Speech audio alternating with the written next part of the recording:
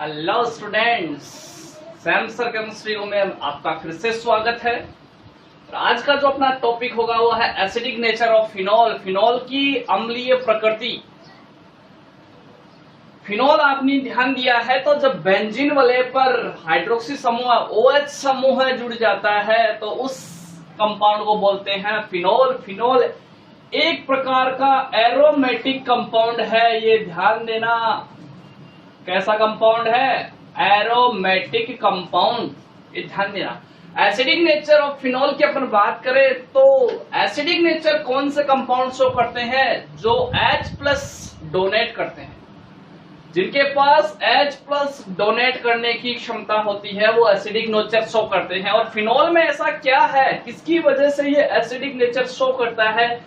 पहले अपन पढ़ेंगे कि कौन सी रिएक्शन है जो शो करती है कि फिनॉल एसिडिक नेचर का होता है। तो ध्यान देना, सबसे पहली reaction, the reaction which show the acidic nature of phenol. First reaction क्या है?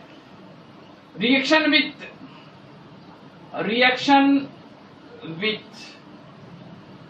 More reactive metals. सक्रिय धातुओं के साथ अभिक्रिया करवाओ। जैसे फिनॉल की रिएक्शन करवाई जाती है, यहां ध्यान देना, बहुत इंपॉर्टेंट है। फिनॉल की रिएक्शन जब सोडियम या पोटेशियम धातु के साथ करवाई जाती है तो क्या होता है? यहां से ध्यान दो, ये H+ सक्रिय धातु है। सोडियम जो Na+ है वो यहां से H+ को क्या कर देगी? रिमूव कर देती है। क्या बना देता है? यहां से यहां बनता है सोडियम फिनॉक्साइड, यहां ONA, और साथ में यहां पर क्या डोनेट कर दिया फिनॉल ने? H+ डोनेट करते ही एसिडिक नेचर शो करता है। इसको यदि बैलेंस करें, 2 मॉलिक्यूल सोडियम के, 2 मॉलिक्यूल फिनॉल के, तो 2 मॉलिक्यूल फिनॉक्साइड आयन के, और कौन सी गैस मुक्त हो जाएगी? H2 गैस रिलीज हो जाती है, जो कि एसिडिक नेचर को शो करती है। इसके अलावा अपन बात करें, जब इस फिनॉल की रिएक्शन एसिडिक नेचर, फिनॉल की रिएक्शन जब NaOH के साथ करवाई जाती है, बेस के साथ करवाई जाती है, तो क्या होता है? बेस से OH- और यहां से NH+, क्या प्रोडक्ट बन जाता है? बहुत ही इंपॉर्टेंट है। यहां पर क्या प्रोडक्ट बनेगा? ONA, सोडियम फिनॉक्साइड, और साथ में क्या बन गया? H2। क्लियर? ये एक प्रकार का साल्ट बन गया यहां पर सोडियम, इसको बोलते हैं सोडियम फिनॉक्साइड।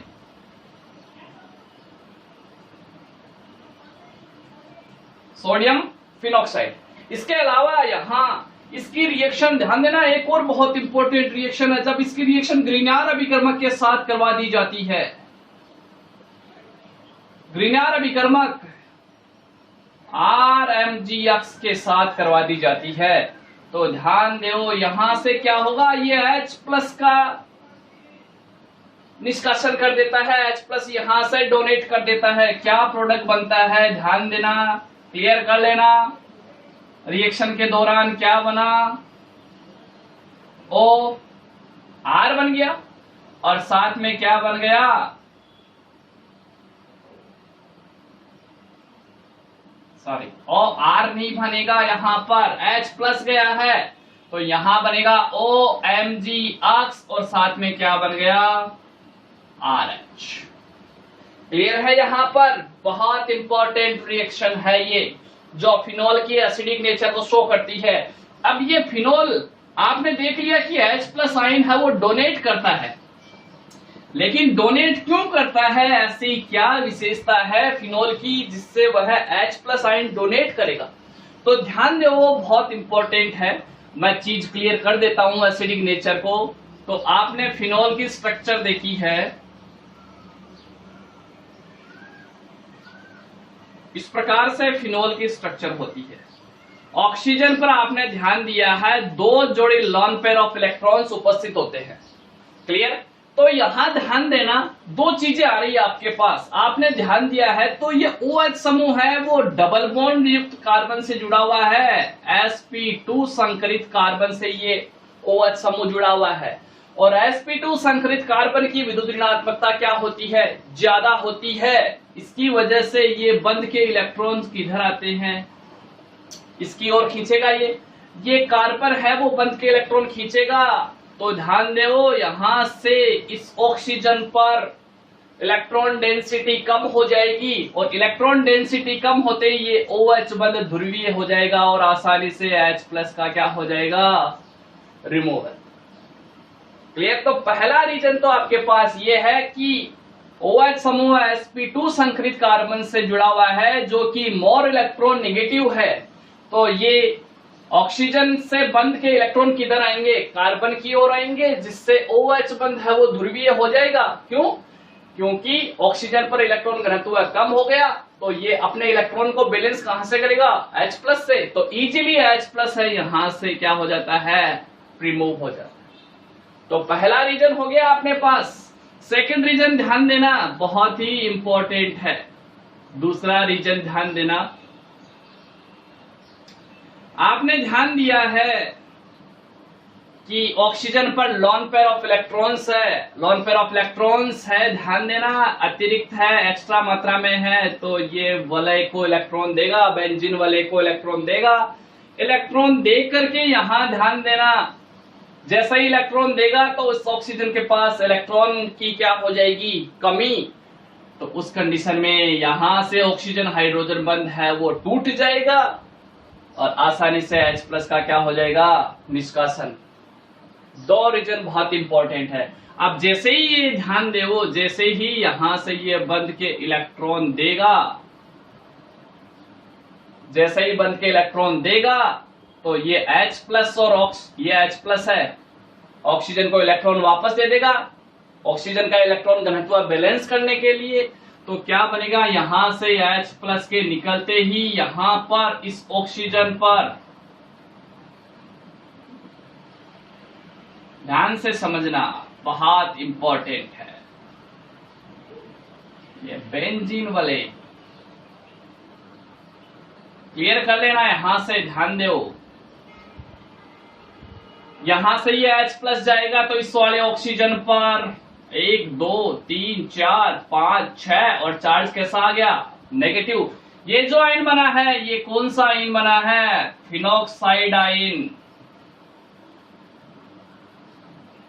ये इस फिनोल का कॉन्जुगेटेड बेस है, ध्यान देना, संयुग्मिक क्षार बना है यहां पर।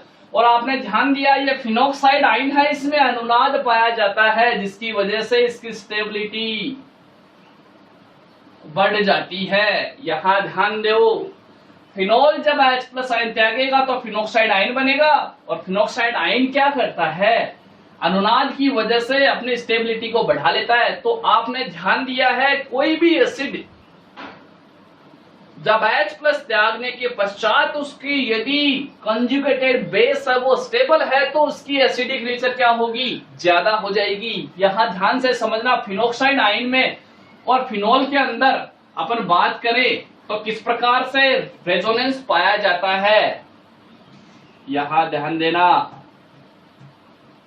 रेजोनेंस इन फिनोल मैं समझा रहा हूं, यहां पर ध्यान से समझना, फिनोल के अंदर किस प्रकार से आप अनुनाद प्रभाव दर्शाओगे। यहां ऑक्सीजन और हाइड्रोजन 2 2 4 क्या होगा, ये लोन पेयर ऑफ इलेक्ट्रॉन यहां देगा, यहां इलेक्ट्रॉन देते ही क्या कंडीशन बनी, ध्यान से समझना।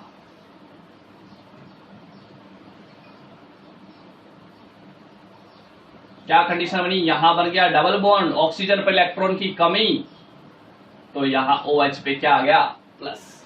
यहां जैसे ही बंद के इलेक्ट्रॉन देगा तो ये वाला यहां चला जाएगा इलेक्ट्रॉन्स, तो यहां आ गया नेगेटिव। क्लियर।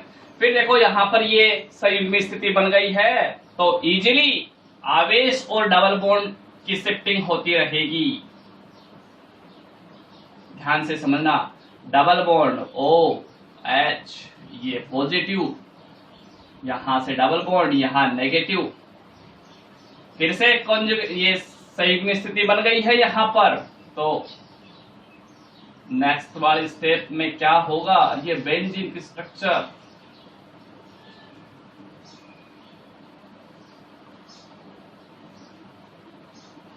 इस प्रकार से बनेगी, ध्यान देना, double bond OH positive, double bond negative.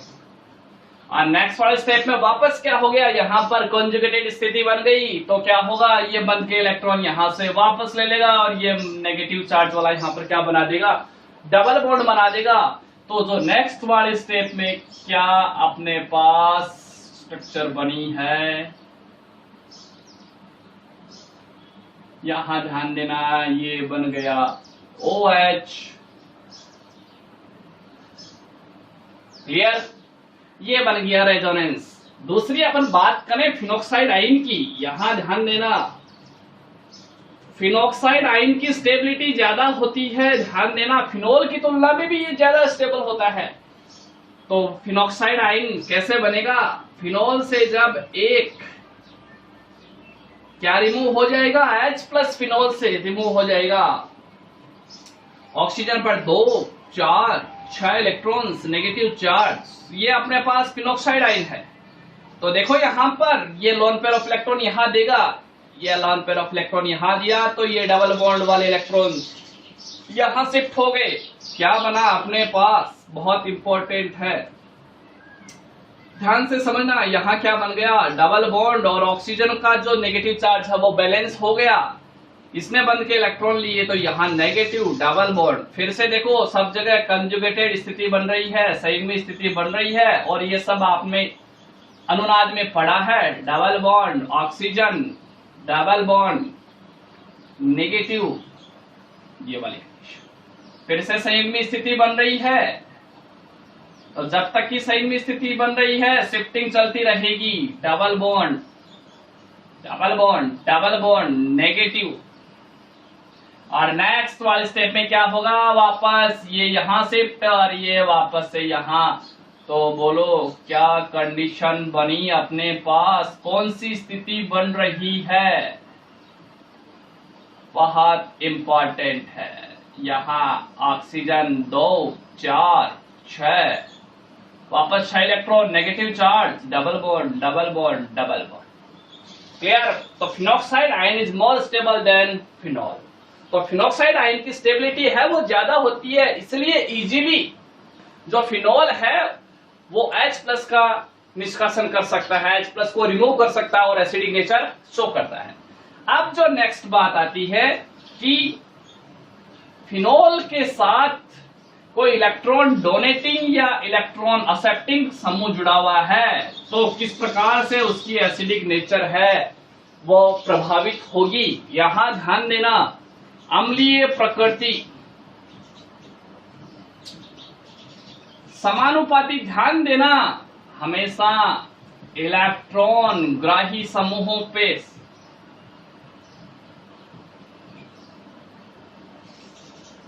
Electron ग्राही समूह की संख्या बढ़ेगी बेंजीन वलय पर, तो फिनॉल की एसिडिक नेचर बढ़ेगी और इलेक्ट्रॉन दाता समूह की संख्या बढ़ेगी।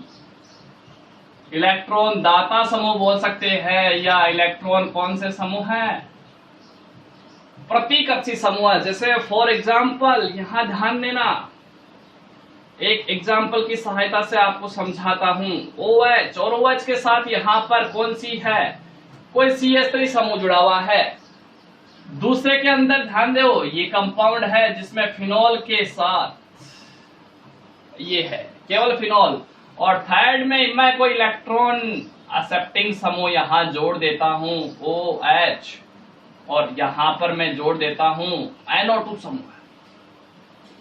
क्लियर। यहां आपने ध्यान दिया है तो ये प्लस I प्रभाव वाला इलेक्ट्रॉन डोनेटिंग समूह है, तो ये इलेक्ट्रॉन देगा यहां वलय, और वलय पर इलेक्ट्रॉन देगा तो ऑक्सीजन हाइड्रोजन बंध का ध्रुवीकरण नहीं हो पाएगा। ऑक्सीजन हाइड्रोजन बंध है वो आसानी से नहीं टूटेगा, क्योंकि ये एल्किल समूह इलेक्ट्रॉन पेयर दे रहा है, तो ऑक्सीजन वाले लोन पेयर ऑफ इलेक्ट्रॉन लेने की जरूरत नहीं पड़ेगी। तो ध्यान देना, एसिडिक नेचर क्या हो जाएगी, एसिडिक नेचर क्या हो गई, डिक्रीज। फिर इसकी तुलना में कौन ज्यादा स्टेबल है, किसकी एसिडिक नेचर ज्यादा है, फिनॉल की। और यहाँ ध्यान दिया है ये NO2 समूह है वो कौन सा इफेक्ट दर्शाता है, -I इफेक्ट दर्शाता है। इलेक्ट्रॉन ग्राही समूह है, एक्सेप्टिंग ग्रुप है, तो लॉन पेयर ऑफ इलेक्ट्रॉन लेगा यहां से, और लॉन पेयर ऑफ इलेक्ट्रॉन लेगा तो बेंजीन वाले पर इलेक्ट्रॉन घनत्व कम हो गया। अब बेंजीन वाले कहां से लेगी, इस ऑक्सीजन वाले लॉन पेयर ऑफ इलेक्ट्रॉन लेगा, जिससे OH बंद आसानी से ध्रुवित हो जाएगा और इजीली H+ का डोनेशन कर देगा, तो एसिडिक नेचर बढ़ जाएगी। तो सीक्वेंस क्या हो गया यहाँ पर, सबसे ज्यादा first number, second number and third. ये क्लियर है बात। जैसे जैसे इलेक्ट्रॉन एक्सेप्टिंग समूहों की संख्या बढ़ेगी वैसे वैसे एसिडिक नेचर भी क्या होगी, बढ़ जाएगी। ये ध्यान देना, इलेक्ट्रॉन आकर्षी समूह की संख्या बढ़ेगी तो एसिडिक नेचर भी बढ़ेगी। ध्यान दो, ये समूह यहाँ फिनोल, यहाँ NO2 है दूसरे कंपाउंड के अंदर, ये फिनोल, यहाँ NO2, और इसके अलावा यहाँ NO2 है तीसरे कंपाउंड में, ये फिनोल, यहाँ NO2, पेरा पे NO2 और यहाँ पे भी NO2 समूह जुड़ा हुआ है।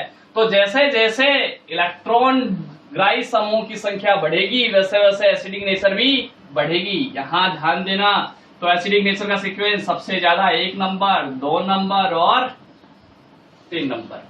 वैसे वैसे ही इसी प्रकार देखो, इलेक्ट्रॉन ग्राही के बजाय इलेक्ट्रॉन डोनेटिंग समूह की संख्या बढ़ेगी तो भी एसिडिक नेचर घट जाती है। बहुत इजी है, बस ये आप फॉर्मूला ध्यान रखो, बाकी क्लियर हो जाएगा सारा सिस्टम।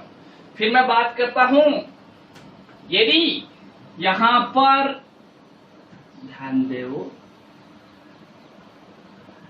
इसकी एसिडिक नेचर की तुलना की जाए अल्कोहल से और कार्बोक्सिलिक एसिड से, तो वो अपन पढ़ेंगे नेक्स्ट वीडियो में।